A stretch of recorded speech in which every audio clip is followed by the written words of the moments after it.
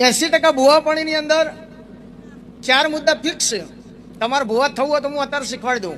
જેમ સુનિલભાઈને ભુવા તમે શીખવાડ્યા એમ તમારે કદાચ થવું હોય તો શીખવાડી દઉં. આ ફ્રી સલાહ. સૌથી પહેલાં એવું કહેવાનું, તારા કુટુંબમાં રાગ નહીં ભાઈ, ધોણ્યા વગર જ કહેવાનું.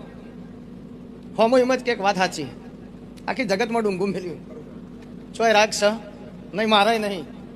બીજા નંબરમાં એવું કહેવાનું કે તારો પૂર્વજ નડો, એટલે કે મારા પપ્પા તો જીવ હું, અલ્યા એના પપ્પા દાદા, પણ કે દાદા શું, અલ્યા દાદા ખબર નહીં પડતી, એમના પપ્પાને દાદા ના કહેવાય. અમે 1.5 વર્ષથી દાદો બેસી રહ્યો એટલે કે રે પૂર્વજ થયા. ઉનાળામાં ને ચોમાસામાં ફરજિયાત હાપ જોવા મળો,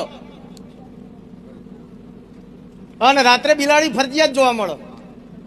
એટલે કોઈ રાતી બાધા લેવા હોય એમ કહેવાનું કે રસ્તામાં બિલાડી મળે તો સમજી લેજે તારું કામ થઈ જાય.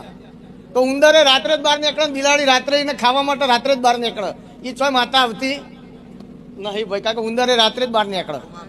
ઘણા કે અમારે તો 77માં બિલાડી થઈને આલે, 77માં હું લે બિલાડી થવું પડે, ગોડી હતી બિલાડી થાય, 77માં હું લે બિલાડી થાય, ના થાય કદી. એટલે ઉંદર રાત્રે નીકળે, ઉંદરને ખાવા માટે બિલાડી રાત્રે જ નીકળે. આ બધા તર્ક છે, આમાં માતાની વાતો નથી ભાઈ.